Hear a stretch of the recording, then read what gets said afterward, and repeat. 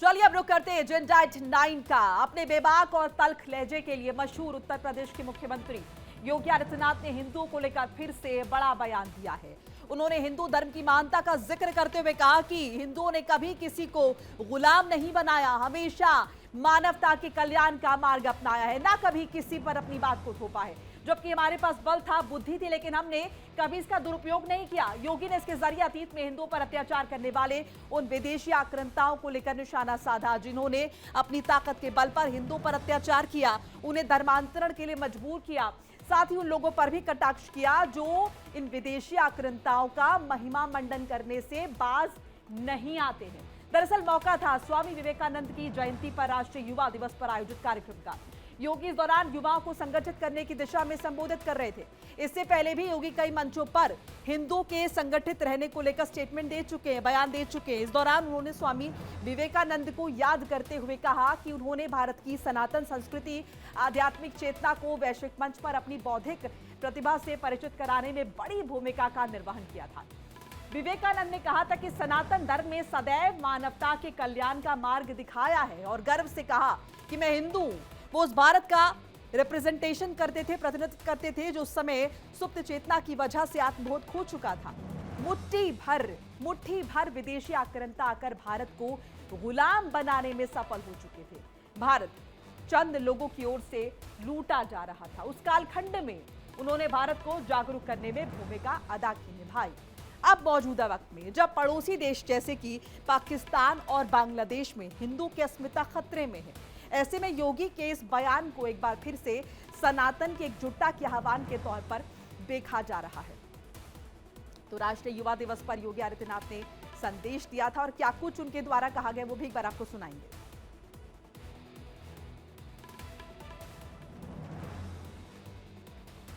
गुलामी के कालखंड में जब भारत अपने उस आत्मबोध से विमुख हो चुका था, विस्मृति के उस कालखंड में जी रहा था, तब शिकागो की उस धर्म सभा में स्वामी विवेकानंद ने घोषित किया था कि मैं भारत की उस परंपरा से आया हूं जिसने सदैव मानव कल्याण का मार्ग दिखाया है।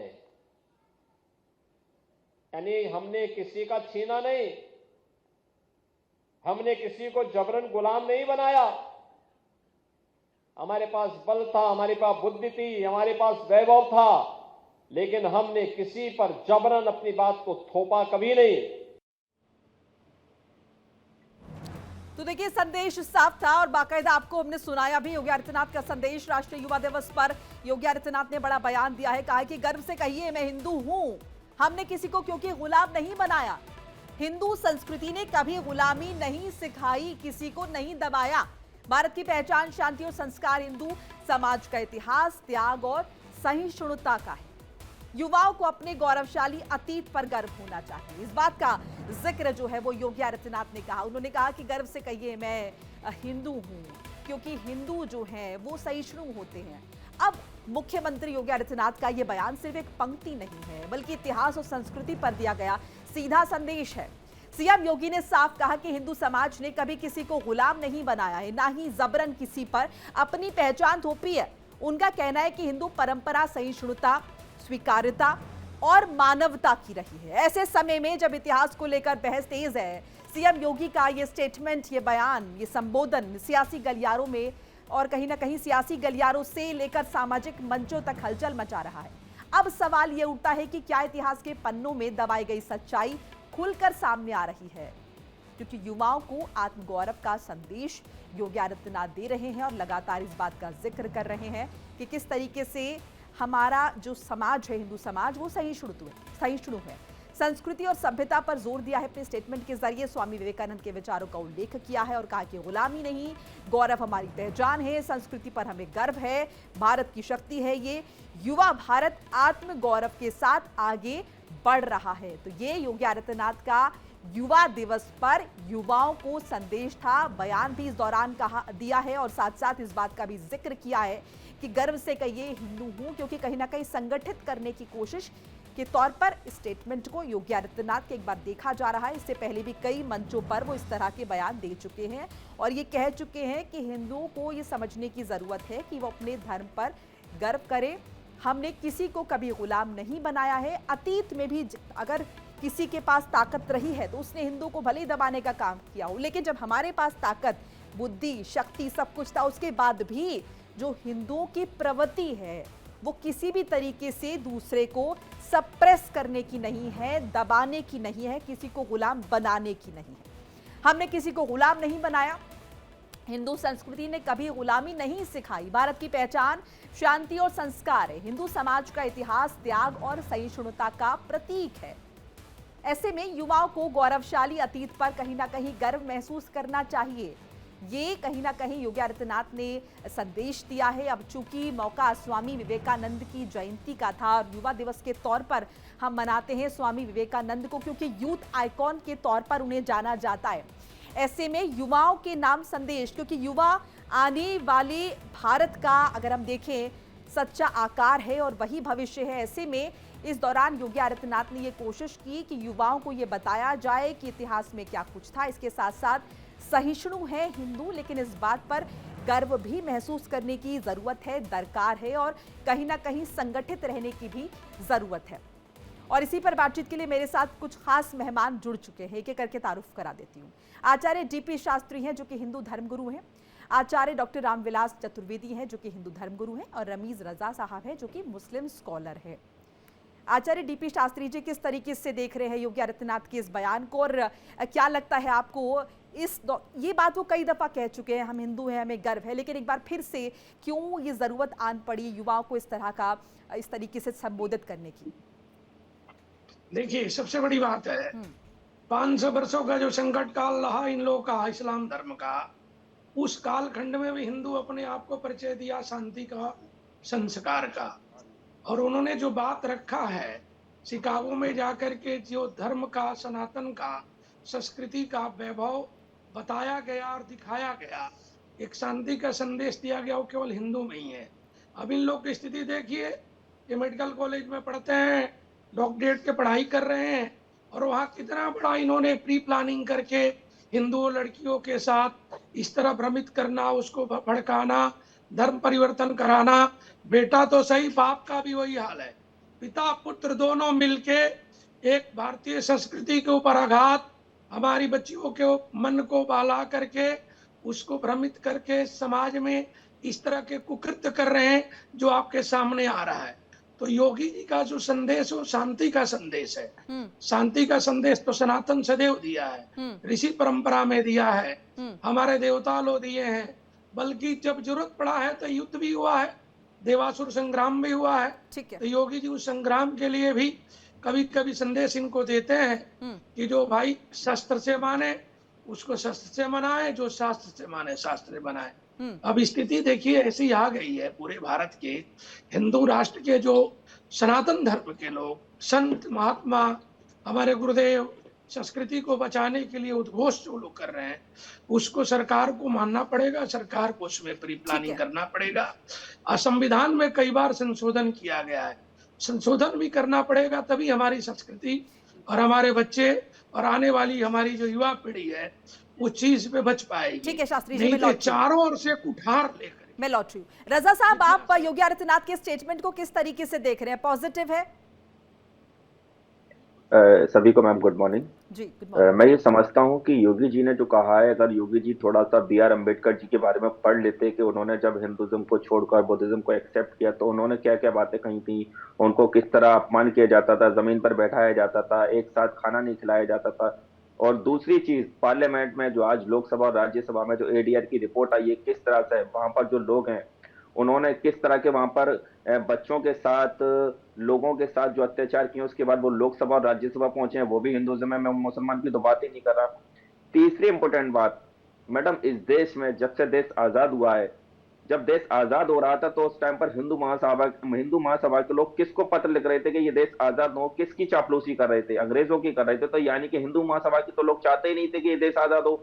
और आप कह रहे हैं कि आपने किसी को गुलाम बना के नहीं रखा। अरे आप तो चाहते ही थे कि भारत आजाद हो। भारत आजाद ना हो, तो आप मुझे एक इंसान का नाम बताइए हिंदू महासभा का जो ये चाहता था कि ये देश आजाद हो और जिसने इस आजादी में अपनी जान को कुर्बान किया। तीसरी इंपोर्टेंट बात, जब से देश आजाद हुआ है दलितों पर, आदिवासियों पर, यादव पर हर रोज अत्याचार हो रहा है, उनके साथ मॉब लिंचिंग हो रही है, उनको घोड़ी पर नहीं बैठने दिया जा रहा, मंदिर में घुसने दीजिए। अखिलेश यादव मंदिर चले गए थे मैडम, तो मंदिर को जो है पूरी तरीके से क्लीन करवाया था सैनिटाइज करके। तो एक बार योगी जी थोड़ा इतिहास पढ़े। हालांकि वो ये जो बोल रहे हैं कि मैं हिंदू गर्व करता हूं, मुझे उस बात से कोई आपत्ति नहीं है, सब अपने मजहब के लिए कहते हैं। जय श्री कृष्णा। सर्वप्रथम तो आपके चैनल के सभी दर्शकों को लोहड़ी महापर्व की एवं उत्तरायण, पोंगल और बिहू की बहुत बहुत शुभकामनाएं। हमारे प्रदेश के यशस्वी मुख्यमंत्री श्री योगी आदित्यनाथ जी जो हिंदू हृदय सम्राट हैं, उन्होंने उस इतिहास के बारे में लोगों को जागरूक किया है कि वस्तुतः सनातन परंपरा बड़ी समृद्धशाली परंपरा है, जिसमें सदैव सर्वे भवन्तु सुखना, सर्वे सन्तु निरामया, सर्वे भद्राणि पश्यन्तु, मां कश्चित् दुख भाग भवेत् की भावना सदैव रही है। हिंदू सदैव सबको लेकर के आगे बढ़ा है। जिस प्रकार से अभी रमेश रजा जी बता रहे थे कि हिंदुओं ने दलितों के ऊपर ऐसा किया, हिंदुओं ने सदैव सभी को अंगीकार किया है। भगवान मर्यादा पुरुषोत्तम श्री राम के चरित्र को पढ़ लीजिए, जिन्होंने वनगमन के समय और अपने जन्मकालीन समय पर सभी को लगाया है, चाहे वो किसी भी प्रकार का रहा हो। दूसरी बात, जब से हमारे देश में प्रतंत्रता आई और प्रतंत्रता आने के बाद हिंदुओं के ऊपर अत्याचार किया गया, हिंदुओं को धर्म परिवर्तन करने के लिए विवश किया गया, चाहे वो दंड के माध्यम से, शस्त्र के माध्यम से, प्रलोभन के माध्यम से, वह किसी से पार हुआ इतिहास नहीं है। दूसरी बात मैं कहूंगा, जिस प्रकार से यह युवा दिवस के अवसर पर युवाओं को आह्वान करते हुए श्री योगी आदित्यनाथ जी महाराज ने कहा है, तो वस्तुतः ये सच्चाई है कि हिंदू सभी जगह समृद्धशाली रहा है, शास्त्र में भी समृद्धशाली रहा है, संप्रदाय में भी समृद्धशाली रहा है, तथा संपदा में भी समृद्धशाली रहा है, लेकिन कभी किसी को दबाने का काम नहीं किया, सभी को आगे बढ़ने का ठीक है। काम थोड़ा किया संक्षेप में रहेगा कि सर वक्त की थोड़ी लिमिटेशन है। रजा साहब, हमारे देश में जितने भी गैर हिंदू लोग हैं वो सब धर्मांतरण करके ही तो बने हैं ना, और वो धर्मांतरण क्या हिंदुओं ने कर दिया क्या? मैडम मैं आपकी बात 2 मिनट को मान लेता हूं कि मैं आज से 100 साल पहले, 150 साल पहले, 200 साल पहले हिंदू था, ठीक है, मैं आपकी बात मान लेता हूं। और ये बात कई बार मोहन भागवत जी कह चुके हैं कि भारत में जो जन्म लेता है वो हिंदू है। दूसरी तरफ आप कहते हैं कि ये तो सच है सर, इसे इसको भी साक्ष्य को प्रमाण की जरूरत है, मतलब ये तो सच है, सबको पता ही है। संक्षेप में रखेंगे, सब वक्त की भी लिमिटेशन है जी, जल्दी से। मैं प्रूफ कर देता हूं। अगर आप ये कह रहे हैं कि भारत में जो भी जन्म लेता है वो हिंदू है, दूसरी तरफ आप कहते हैं भारत में एक बहुत बड़ी तादाद जिहादियों की, आतंकवादियों की, तो मतलब आप मानते हैं जो हिंदू था वही जिहादी है, वही आतंकवादी है? हमने तो नहीं कहा जिहादी और आतंकवादियों की तादाद है, क्या बात कर रहे हैं? इस बात का जिक्र कौन कह रहा है ये कि आतंकवादी है? ये कहा, हम तो कह रहे हैं भाई आतंकवादी पड़ोसी मुल्क से आते हैं, आप अपने आप ही कह रहे हैं यहाँ पर। मैडम अरे कैसी बात करती, भरी लोकसभा में अमरोहा के जो member of parliament Danish Ali को बोला नहीं गया था जिहादी, कटमुल्ला, मुल्ला, आतंकवादी बोला नहीं गया था? राजनाथ सिंह जी तो मुस्कुरा रहे थे, तो आप कैसी बात करते हैं? मैं एविडेंस के साथ बोल रहा हूँ, बोला गया था कि नहीं बोला गया था? स्पेसिफिक स्टेटमेंट को आप पूरे देश का भाव नहीं बता सकते। शास्त्री जी जल्दी से जवाब, वक्त की लिमिटेशन है, थोड़ा संक्षेप में कह रहा हूँ कि अम्बेडकर की शादी कहाँ हुई थी बता देंगे। लखनऊ महरदोई में जो घटना हुआ है, वो कैसे पिता पुत्र दोनों मुसलमान हैं, जो कम से कम इतनी पढ़ने लिखने वाली लड़कियों को बहला करके फुसला करके धर्मांतरण करा रहे हैं। साक्ष्य गवर्नमेंट के पास है, पुलिस के पास है। ये कब है रमी राजा खाली नेशनल टीवी पे अपने आप को दिखाते हैं। इनका जो काम है, इनका जो सिस्टम है करने का मुसलमानों के साथ, ये चले जाए दुबई, चले जाए पाकिस्तान, चले जाए किसी मुस्लिम कंट्री में, इतनी आजादी नहीं मिलेगी। वो मानते नहीं मुसलमान है, वो कहते नहीं कि रमीज राजा मुसलमान है, वो कहते हैं तुम लोग हिंदू हो, तुम जाओ अपने कंट्री में चले जाओ, अपना भाषण वही देना। और इसके बाद यहाँ पे कह रहे हैं कौन लड़ा था, कौन नहीं लड़ा था। हिंदू में ब्राह्मण क्षत्रिय का जितना बलिदान हुआ है, ठीक है सर, देश की लड़ाई में। रजा साहब, पड़ोसी मुल्कों में यही तो स्थिति है ना, वहां पर अल्पसंख्यक के हिंदू, तो वहां पर हालात क्या हो रखे हैं, मारकाट मची हुई है, इस इत्तेफाक नहीं रखते आप? जल्दी से मैडम पिछले 12 साल से हमारे prime minister Narendra Modi ji gulf के कम से कम 200 से ज्यादा दौरे कर चुके हैं। मुझे एक स्टेटमेंट बताइए कि उनको किसी ने ये कहा कि आप हिंदुस्तान चले जाइए, यहाँ आपकी कोई जगह नहीं है। सब जगह उनका स्वागत होता है, उनको माला पहनाई जाती है, उनको मंदिर लेकर जाते हैं, मस्जिद लेकर जाते हैं, उनका पूरे। और इससे ज्यादा क्या एविडेंस दूंगा? आप मुझे एक प्रूफ दीजिए कि हमारे प्राइम मिनिस्टर को किसी ने थोड़ा सा भी अपमान किया। क्यों कहेंगे हमारे प्राइम मिनिस्टर को? प्राइम मिनिस्टर को कोई क्यों कहेगा अपने देश चले जाइए? आप क्या बात कर रहे हैं? अरे मैडम, डोनाल्ड ट्रंप ने तो वेनेजुएला के प्रेसिडेंट को तो घर से उठा लिया था ना। ये भारत है, वो वेनेजुएला है। आप कंपैरिजन भी कैसे कर सकते हैं? मुझे लगता है इस बात से तो कोई भी इत्तेफाक नहीं रखेगा। सर आप भारतीय, आप कैसी बात कर रहे हैं? आप वेनेजुएला से कंपैरिजन करेंगे क्या हमारा? अरे मैडम, हमारे देश के प्रधानमंत्री का तो मुस्लिम देश जो है समर्थन करते हैं ना, उनकी रेस्पेक्ट करते हैं ना, तो आप कैसे कह सकते हैं कि भारत के लोगों को ये कहा जाता है कि तुम तो हिंदू चले जाओ? तो ये गलत बोलना है, बिल्कुल कोई स्टेटमेंट में तर्क ही नहीं है। चतुर्वेदी जी जल्दी से संक्षेप में, 20 सेकंड है आपके पास। क्या जी, जिस प्रकार से हमारे देश के यशस्वी प्रधानमंत्री जी का सम्मान पूरे विश्व में होता है और एक उनको आइडल के रूप में पूरा विश्व स्वीकार कर रहा है, रमेश रजा जी को ये समझना चाहिए कि यह देश के यशस्वी प्रधानमंत्री जी हैं जो पूरे विश्व को मार्गदर्शन कर रहे हैं। दूसरी बात मैं कहूंगा कि वह उन मुसलमानों के लिए कहा जाता है जो वास्तव में हिंदुओं से कन्वर्ट होकर के और मुस्लिम बने हैं तथा उन्होंने अपना धर्म परिवर्तन किया है, उनके लिए कहा जाता है। दूसरी बात मैं कहूंगा कि यह वस्तुतः पूरा भारत हिंदू राष्ट्र है, क्योंकि जब यहाँ पर स्वतंत्रता के बाद में और दूसरे देश का निर्माण हुआ वह धर्म के नाम पर हुआ है।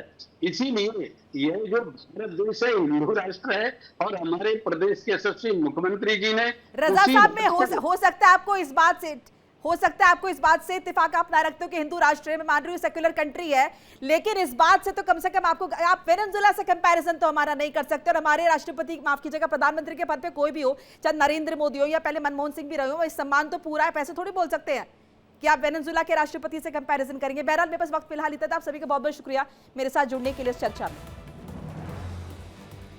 और इसी के साथ वक्त हो चला एक छोटी सी ब्रेक का। ब्रेक पर जाने से पहले याद दिला दें कि इंडिया डेली अब आपके स्मार्ट टीवी पर भी मौजूद है।